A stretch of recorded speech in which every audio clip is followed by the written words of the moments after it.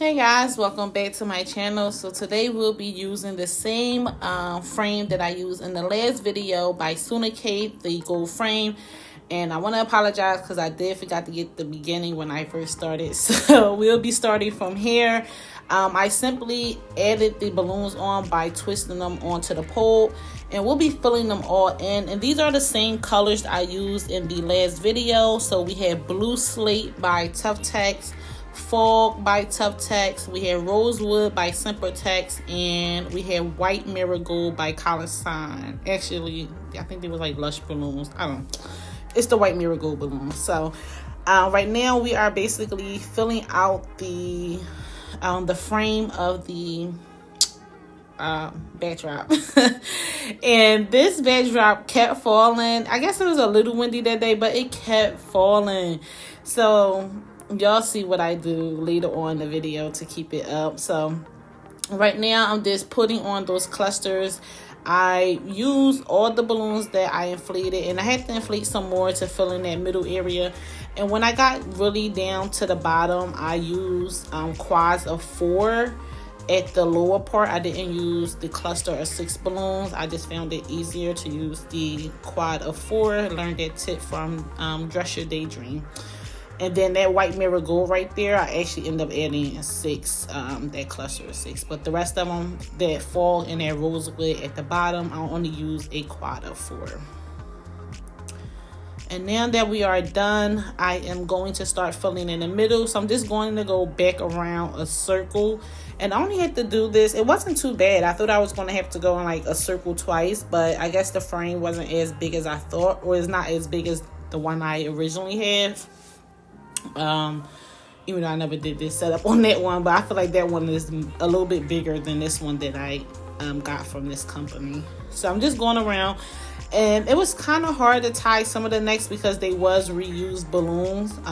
So some of the necks were already gone on some of these balloons, so it was a little hard trying to tie them. And I think at this point on this one, I end up grabbing a 260. So if you find it really hard, you don't have any necks to grab, just get a 260 and tie it onto the balloon and wrap it around another balloon, and just make sure you pull it tight. And it's really simple, just like that. But that's what I end up doing there. And now I am finished, and I am going to add that middle one. Sorry I skipped some parts.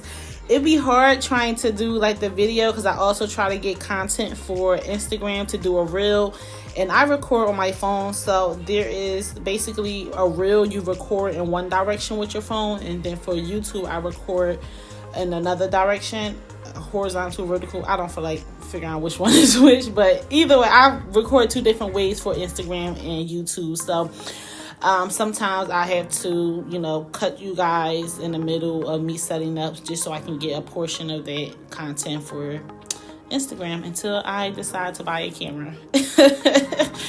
So now I'm just filling in the middle, which was really easy. I'm just tucking those balloons in. I'm tying everything neck to neck.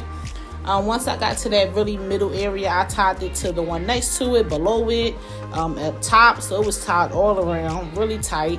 And I'll be using the 5-inch balloons, and I have the 5-inch mini garlands, and I will also be adding some floral in this look. I purchased all my floral from Hobby Lobby, and I honestly just went in here and just picked out what I think would match with the colors, and that was it. I didn't think too hard about it. And now I'm just shaping the balloons, making sure they either face in the right direction or twisted around right, and trying to cover as many gaps as I can before I start adding on these extra balloons.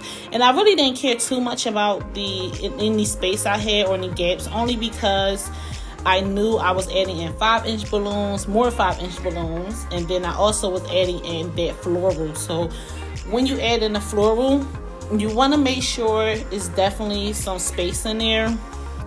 And I already knew before I added this floral that it was not going to hold up. You guys don't see it on camera, but it definitely fell a few times before this. I kind of cut it out, but it's going to fall again. And when I picked it back up, I ended up using, it was like a, there we go. it ended up falling again. I kept using the branch. If you see it on the right side at the top, I kept using that branch to kind of hold it up, and then eventually I ended up tucking the branch inside the balloon, and it never fell again. So I was happy about that. So use what you have outside to weigh this stuff down. The only thing about this frame, if you wanted to put like weights on the back, it would kind of make the backdrop lean backwards, because it's like it have the frame had the bottom piece that's kind of have legs on like the front and the back. So if you were to put weights on just the back, which I did on the first setup, then it would basically move the backdrop to the back. So this time it fell. I did not care. I just left it there, and I just continued to add balloons on my 5 inches on, because it was actually much easier to add the balloons on it once it fell. So I didn't care at this point. I just continued to add my 5 inches on. It was actually much easier. And for some of them, I did use the 260 cube balloons. I had cut it in half, just because at some point sometimes I just don't feel like finding a neck to tie it on, because I have used so many necks on this look. So I just use like half of 260s, and I just use that to wrap it around, and then I wrap it back into the 5-inch balloons, and it's pretty much tight and secure, so I don't have any problems.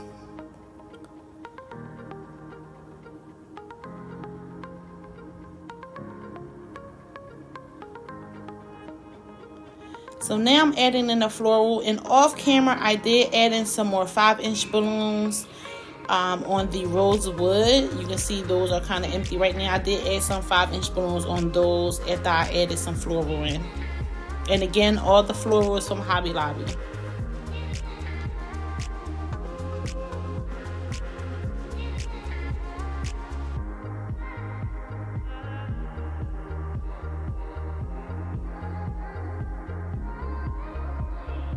And I'm really just finding an open space somewhere I see like light coming through, and I can just stick the floral directly through there.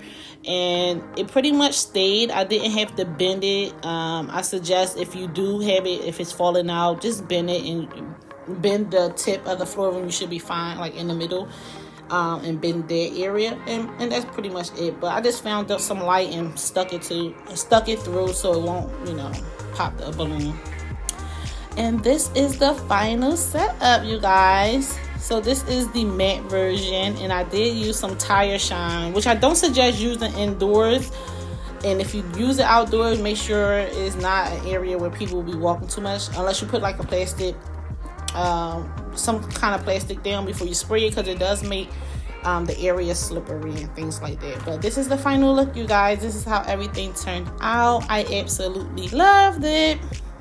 And I just had these balloons left over, so I'm like, why not use it?